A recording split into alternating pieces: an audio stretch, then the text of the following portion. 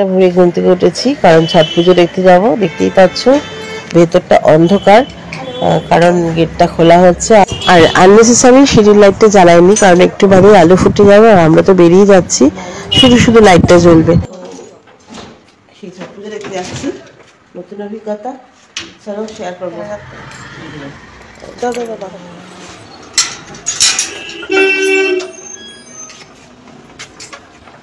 দেখো রাস্তাটা শুনশান।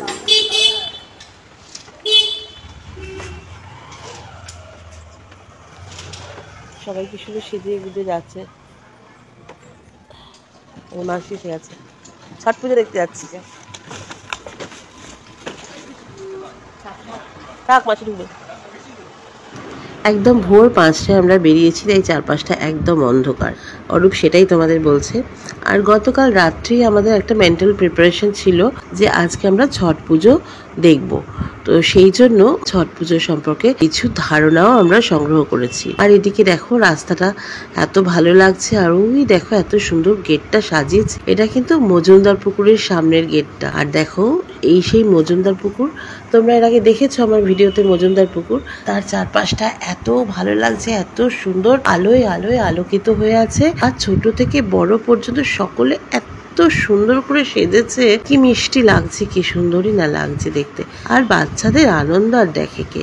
সেই সাথে একদম গুড়গুড়ি বাচ্চাগুলো, তাদের তো অন্ধকার থাকতে তাদের মা বাবারা তুলে নিয়ে এসছে ঘুম থেকে। বেচারা কেউ কেউ ঘ্যান ঘ্যান করছে মায়ের কোলে, কেউ কেউ বাবার কোলে ঘ্যান ঘ্যান করছে, ঘুমিয়ে পড়ছে, চোখ ডলছে। সে এক অন্যরকম অভিজ্ঞতা, সত্যি কিন্তু মনটা খুব ভাল লাগছিল। তো চলো ছট পুজো সম্পর্কে আমি যেটুকুনি জ্ঞান সংগ্রহ করেছি তোমাদের সাথে সেটুকুনি চট করে একটু শেয়ার করে নিই। হিন্দু শাস্ত্র অনুযায়ী অমাবস্যা কালী পূজার ঠিক 6 দিন পরে কার্তিক মাসের ষষ্ঠী পড়ে, আর সেই দিনই হয় ছট পূজা।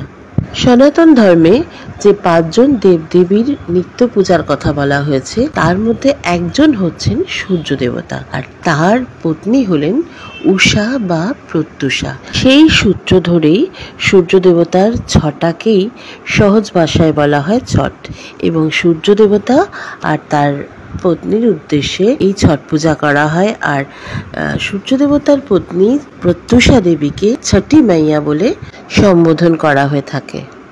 এই পূজাকে কোথাও বলা হয় ডালা ছট, কোথাও বলা হয় ছট পূজা, আবার কোথাও বলা হয় ষষ্ঠী মায়ের পূজা। আরও একটি বিষয় উল্লেখযোগ্য, সেটি হচ্ছে যে এই ছট পূজা বা সূর্য ষষ্ঠীর কথা কিন্তু আমাদের পুরাণের ঋগ্বেদেও আছে। এছাড়া রামায়ণ মহাভারত কালেও কিন্তু এই ছট পুজোর প্রচলন ছিল। শ্রী রামচন্দ্র যখন লঙ্কা বিজয়ের পর অযোধ্যায় ফিরে আসেন, তখন তিনি প্রজাদের মঙ্গলের জন্য সীতা মাতাকে সঙ্গে নিয়ে কার্তিক মাসের এই শুক্লা ষষ্ঠীতে তিনি এই ছট পূজা করেছিলেন। এছাড়াও মহাভারতের কালে দানবীর কর্ণকে দেখা যায় সূর্য দেবতার পুজো করতে। অন্যদিকে মাতা দ্রৌপদীও কিন্তু কৌরবদের হাত থেকে তাদের রাজপাট ফিরে পাওয়ার জন্য এই কার্তিক মাসের শুক্লা ষষ্ঠীতে ছট পূজা করেছিলেন। মূলত উত্তর ভারত, বিহার, ঝাড়খণ্ড, রাজস্থান এবং পশ্চিমবঙ্গের হিন্দি ভাষাভাষী মানুষদের মধ্যে এই ছট পূজার প্রচলন দেখা যায়। সেই সাথে নেপাল এবং ভুটানেও কিন্তু ছট পূজার প্রচলন আছে। এদিকে দেখো রাতের অন্ধকার কেটে গেছে, তাই লাইটগুলো নেভানো হয়ে গেছে, আর একদম সূর্যের আলো চারিদিকে ঝলমল করে উঠেছে।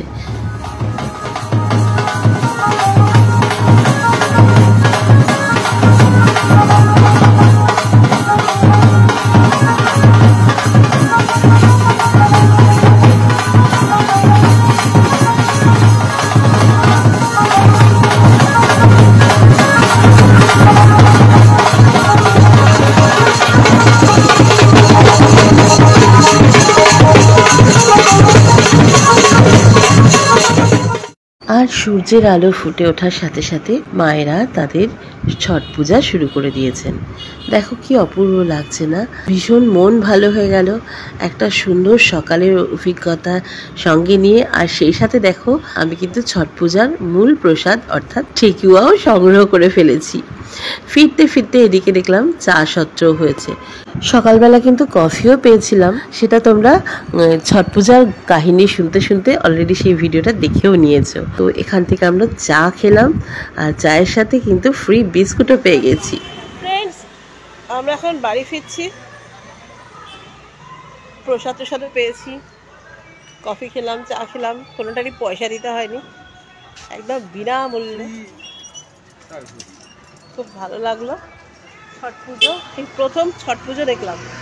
মানে আমি দেখেছি পুজো দিতে যাচ্ছে বা এরকম কিছু মাথায় করে ঝাঁকা করে, কিন্তু আজকে ছট পুজোটা একদম সামনে থেকে দেখলাম পুরো, দারুণ এনজয় করলাম, সত্যি খুব ভালো লাগলো।